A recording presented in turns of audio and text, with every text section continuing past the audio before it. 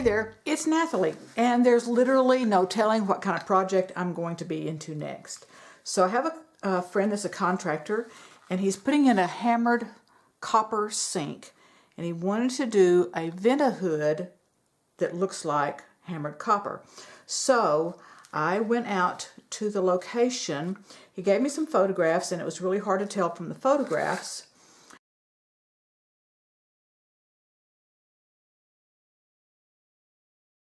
what color it actually was going to need to be to match the sink, because the way the light looked on it, the way the camera fixed it, the way it looked in the monitor, all these different variables. And so I went out to location. I took several colors of copper toned paint with me out there, and this was my stick that I took with me with the different shades of metallics for the insets and the different colors of copper. And so this was the color that it actually ended up being. And so it's not quite as red as this one and not as gold as that one. So anyway, that's what I'm doing right now. And so I'm going to base coat these little corner pieces, and then these will also go back out again to the location to see if these are going to match the color. And so I'm going to get these base coated with this copper color, and these paints have nothing to do with that. I'm going to use it to prop these on to dry. So whenever I went out to the job site, I took a crayon and I just laid this against the sink and did a rubbing on it to get the impression and to get the sizes. And I thought about using some little daubers. These are too big. I could probably make some stuff, and I also thought about cutting a stencil. So what I did is I used a piece of tracing paper, and I'm not going to be able to find it exactly. It's probably in here someplace. Anyway, so I traced this design off, and then I have transferred that. Now I have a repeat pattern down here, which that's too technical for me to explain to you. But anyway, so I think that whenever I match this up and match this up, then this will work. So this is an old school project. This burner I got in the 80s, and it has a really fine tip on it. It gets really, really hot. It's got a little bit of a curve so that I can use it like a pen.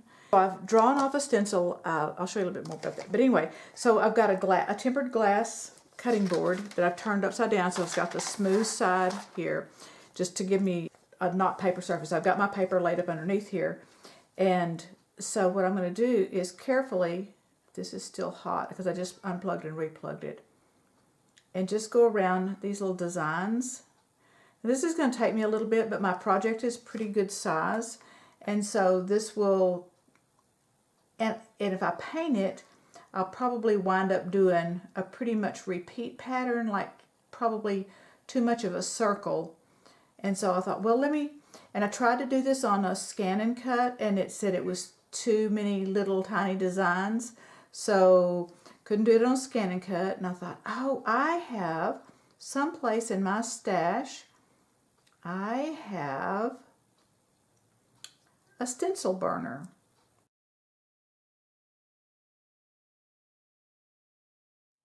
And you can see the shapes some of them I've already picked out to make sure that this is going to work.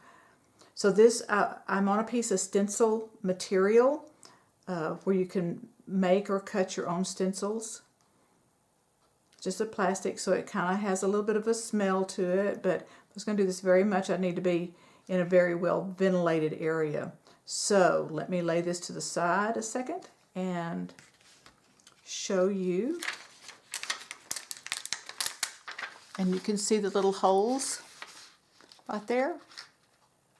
And some of them I'll have to go ahead and just punch out and maybe hit it again with the burner just a little bit to make sure that it'll come on out. But I think that this is going to work for me, and I think it's going to make my project a little bit easier and a little bit more where it looks like the hammered copper. This is the piece of wood that's a framework for a vent hood that's going to be faux hammered copper. And so I've made my stencil, and I think I have my system kind of worked out. get past the kitty cat here. Miss Kitty, no.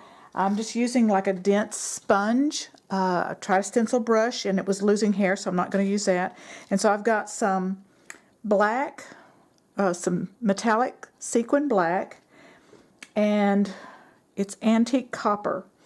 And those are folk art colors. And so I'm going to do a combination and kind of just swirl that together and make sure I don't have too much paint on my sponge. And I've got a little piece of tape here just to kind of secure this in place for a second and just hold on to it.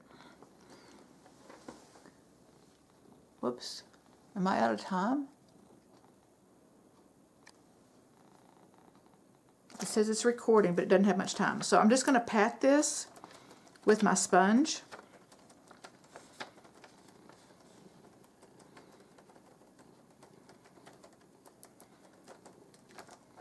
And I'm not putting a whole lot of pressure on there.